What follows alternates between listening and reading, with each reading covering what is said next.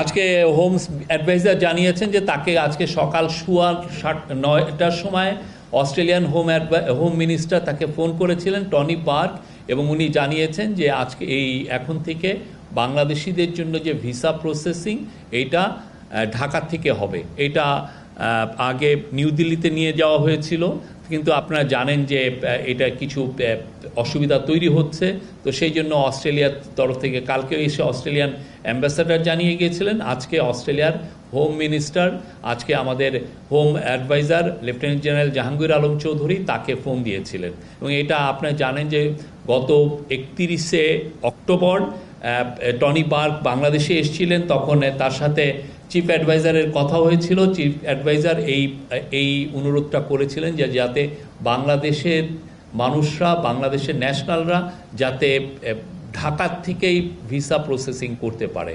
তো আমরা তাকে এই প্রসেসটা এখন থেকে ঢাকা থেকে শুরু হবে।